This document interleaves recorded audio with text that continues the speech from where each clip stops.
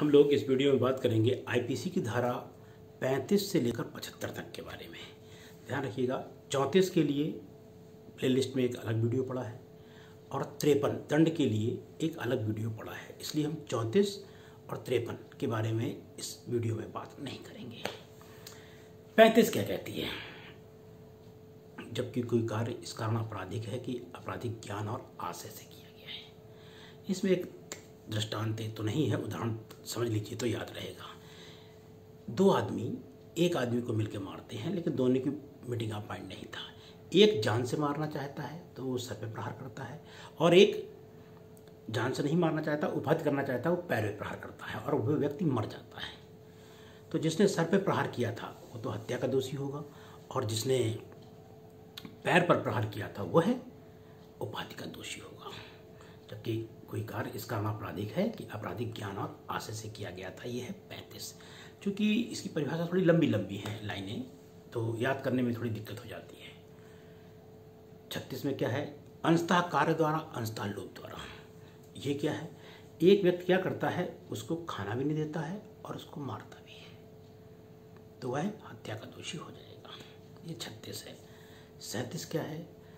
कई कार्यों में से कोई एक कार्य कई कार्यों में से मिलकर कोई काम क्या करता है, एक में सहयोग करता है, तो वह भी दोषी हो जाता है। इसकी तरह एक शब्दावली जैसा पढ़ देते हैं। किसी अपराध को घटित करने वाले कई कार्यों में से मिलकर एक में सहयोग करना। 36 में है लोभ और 37 में क्या है? सहयोग। ये ध्यान रखिएगा। 36 क्या था? अंशतः कार्य द्वारा, अंशतः लोभ द्वारा। इसमें अपराध को घटित करने वाले कई कार्यों में से किसी एक में सहयोग करना। इसमें 3 दृष्टांत दिए गए हैं। पहला दृष्टांत क्या कहता है? ए और बी दो आदमी मिलते हैं, आपस में कहते क्या है, दादा को तुम 1 जनवरी को दवा दोगे, हम 15 को जनवरी को देंगे, फिर तुम 1 फरवरी को देना दवा और मैं फिर 15 फरवरी को दूंगा, और 4 डोज में दादा मर जाएंगे।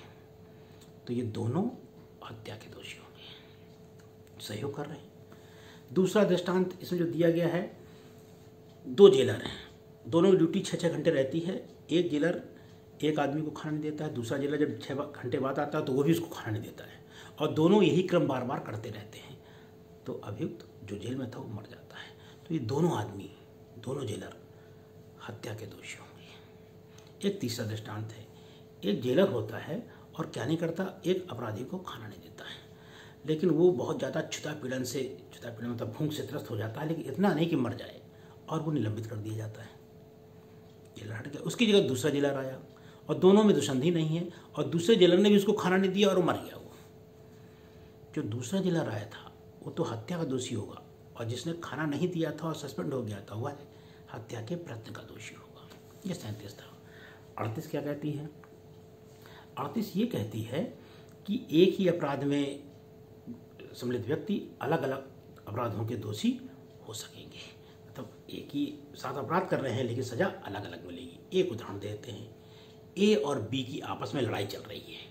ए और बी की आपस में लड़ाई चल रही है।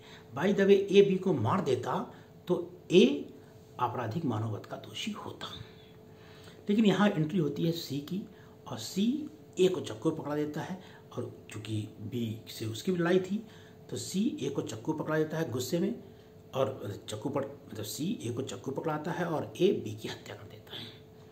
यहाँ ए ने बी की हत्या की है, ए तो आपराधिक मानववध का दोषी होगा, लेकिन सी जिसने चक्कू पकड़ाई थी वह हत्या का दोषी होगा। ये था आपका 38। 39 में सोचा, 40 में अपराध, 41 में विशेष विधि, 42 में स्थानीय विधि, 43 में अवैध, 44 में क्षति, 45 में जीवन, फिर मृत्यु। जीवन और मृत्यु की मानव का है। 45 में जीवन, 46 में मृत्यु, 47 में जीव जंतु, 48 में जलयान, 39 में वर्ष मास, 50 में धारा, 51 में शपथ, फिर सद्भावनापूर्वक 52 में संशय। ये फिर आपको क्रम से याद करनी है। फिर 53 में हम लोग वो चर्चा पहले ही कर चुके हैं। 53 है आजीवन निर्वासन। आजीवन निर्वासन का अर्थ होता है आजीवन कारावास। 54 में क्या है? मृत्युदंड का लघुकरण। 55 में आजीवन कारावास का लघुकरण। 55 में कौन करेगा? समुचित सरकार। 56 रद्द है। 57 में दंड विधि की गणना करने पर तो आजीवन कारावास का मतलब 20 वर्ष होगा। लेकिन ध्यान रखिए आज की तारीख में आजीवन का मतलब आजीवन है, दंड विधि की भिन्नों से गणना करने पर 20 साल। ये 57 में। 58, 59 हट गया है। 60 में जब कोई दंडादेश दिया जाएगा तो उसका कुछ भाग या आधे पूरा भाग सादा या कठिन हो सकेगा। ये 61 और 62 हट चुके हैं। 63 जुर्माने की रकम और जुर्माना न देने पर कारावास 64 है। इम्पोर्टेंट है 65। 65 में क्या है, जब किसी व्यक्ति को, अपराधी को सजा भी मिल रही है और जुर्माना भी मिल रहा है। मान लीजिए गृह निवास आदमी चोरी की सजा 7 साल है, तो एक आदमी ने गृह निवास में चोरी की तो उसे न्यायालय ने सजा कितनी दी, 3 साल और 10,000 रुपये का जुर्माना। चाहता तो न्यायालय 7 साल की सजा दे सकता था, लेकिन उसने क्या किया कि 3 साल की सजा और 10,000 रुपये जुर्माना किया। हम बात कर रहे हैं 65 पे, ध्यान रखिएगा। लेकिन उस अपराधी ने क्या किया, कहा क्या कि मैं 10,000 रुपये नहीं जमा करूँगा। तब फिर सजा कितनी मिलेगी? यदि अपराधी 10,000 रुपये जमा नहीं करता है तो जिस अपराध के लिए वह दोषी सिद्ध हुआ है उसकी मैक्सिमम सजा का, अर्थात चोरी के लिए सजा हुई थी तो 7 साल का, मैक्सिमम सजा का 1/4। ये नहीं होगा 3 साल का 1/4, 3 साल की सजा मिली थी, ना। मैक्सिमम सजा कितनी थी चोरी की? 7 साल। तो 7 साल का 1/4 मतलब 1 साल में 1/4 कितना हो गया? 3 महीने।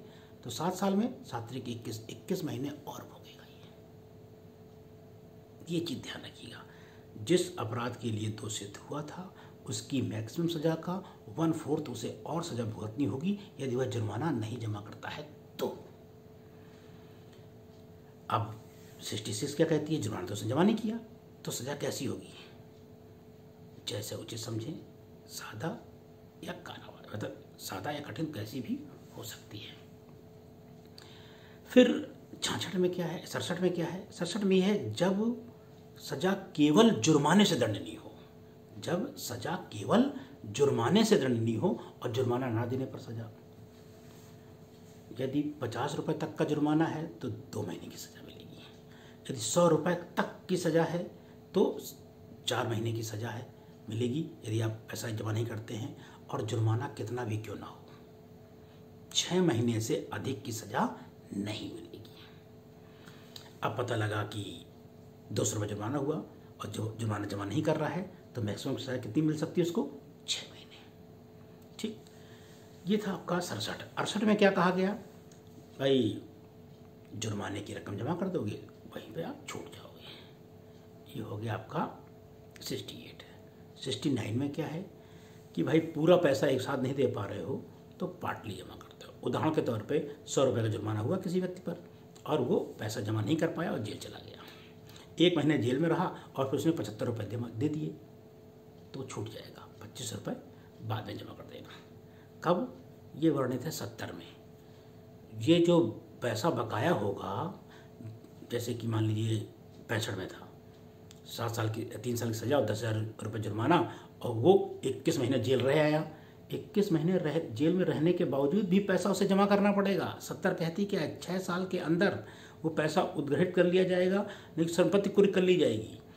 मतलब 65 में 3 साल की सजा पाया था और 10,000 रुपये जुर्माना भी नहीं दिया तो 21 महीने की जेल और हो आया, फिर भी पैसा वसूला जाएगा उससे। बस इसका मतलब ये होता है जो जेल रह के आया है वो ये नहीं कह सकता मैं तो जेल काटा है पैसा किस बात का दूंगा, ना, तो पैसा देना ही पड़ेगा। इसका मतलब ये होता है कि अब आपको शरीर से सजा नहीं दी जाएगी लेकिन पैसा वसूला जाएगा। 70 यही कहती है कि 6 साल के अंदर वो पैसा जुर्माने का वसूल लिया जाएगा, कुर्की करके कैसे भी। 71 में है अपराधों के बारे में है। पता लगा कि एक आदमी है अपराध कर रहा है, उदाहरण के तौर पर बता दें 50 डंडे मारे तो 50 साल की सजा तो होनी जाएगी उसको। यदि एक साथी कोई अपराध कर रहा है तो उपाध की सजा होगी। लेकिन उसी इंटरव्यू कोई दूसरा व्यक्ति मार देता है तो पता लगा एक को 50 डंडे मार रहा है, दूसरा बचाने आया उसको भी मार रहे हो तो वो एक अलग अपराध, और जिसको बचाने आया था उसको मारा तो वो अलग अपराध हो जाएगा। 72 में ये वर्णित है कि दोषी सिद्ध हो गया है लेकिन कौन सी सजा, दोष सिद्ध हो गया है लेकिन अपराध संदिग्ध है, उसका पता नहीं कौन सा अपराध है, चोरी है कि अपराध न्यास भंग है क्या है, तो उससे सजा कौन सी दी जाए। तो ध्यान रखना है इसमें। तो जब कोई व्यक्ति दोष सिद्ध हो जाता है और अपराध उसने कौन सा किया है ये नहीं क्लियर हो पा रहा है तो उसी अपराध के लिए दोष सिद्ध होगा जो उसमें सबसे कम सजा हो। ये 72 कहती है। 73 क्या कहती है? 73 ये कहती है एकांत परिरोध।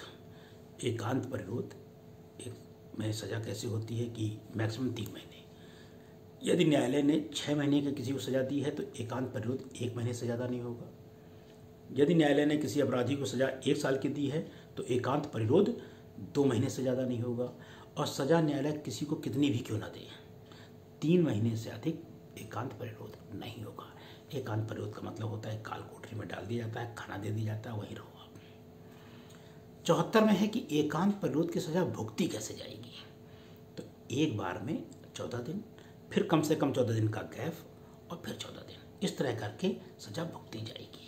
लेकिन पता लगा कि सजा 6 महीने की थी और एकांत परिरोध दिया गया है 1 महीने का, तो फिर 1 हफ्ते, फिर गैप, फिर 1 हफ्ते, इस तरह करके भुगती जाएगी। मतलब जितनी सजा एकांत परिरोध में रहेगा उतना ही गैप रहेगा, उसके बाद दूसरा नंबर उसका आएगा। और 75 में क्या है? इस अधिनियम के आईपीसी के अधिनियम के अध्याय 12 और 17, 12 मतलब सिक्के के वाला हो गया और 17 हो गया संपत्ति के विरुद्ध अपराध किया है और दोष सिद्ध हो चुका है और दोष सिद्ध कम से कम 3 साल का हो चुका है और दोबारा फिर पकड़ा जाता है, दोष सिद्ध होता है तो कम से कम सजा मतलब 10 वर्ष से कम नहीं होगी, तो उसे सजा कितनी मिल जाएगी? 10 साल तक की मिल जाएगी। ये वर्णित है 75 में। यहाँ से लेकर मतलब कि आप समझ लीजिए कि 34 से लेकर 75 तक 2 धाराएं हमने छोड़ दी, 34 और 53, क्योंकि इसके लिए अलग वीडियो पड़ा हुआ है, प्ले लिस्ट में जाकर आप देख सकते हैं। अब मान लीजिए 35 से लेकर 75 तक, इसमें बड़ा प्री टाइप के इंपॉर्टेंट है। 65 बहुत आया है, 67 बहुत आया है। फिर एक हमने बताया था कि 63 जुर्माने की रकम कितनी होगी, अमर्यादित तो है लेकिन अत्यधिक नहीं होगी, इस टाइप में करके हो जाता है। आजीवन निर्वासन का अर्थ 53 में क्या मतलब क्या होगा? आजीवन कारावास होगा। दंडादेश का लघुकरण कौन कर सकता है? तो समुचित सरकार कर सकती है। इस टाइप में प्रीवियस क्वेश्चन आता है। एक बार क्वेश्चन ये आया कि भाई मानव का मतलब क्या होगा, जीवन का मतलब क्या होगा। 45 में जीवन है, जीवन का मतलब है मानव का जीवन। 46 में मृत्यु दी है तो मृत्यु का मतलब मानव की मृत्यु। तो ये क्वेश्चन इस तरह के आए हुए हैं। तो ये वीडियो कैसा लगा जरूर देखें और याद करें, बार बार देखेंगे तो आपको चीज़ें बहुत सरल लगेंगी और याद हो जाएंगी। धन्यवाद।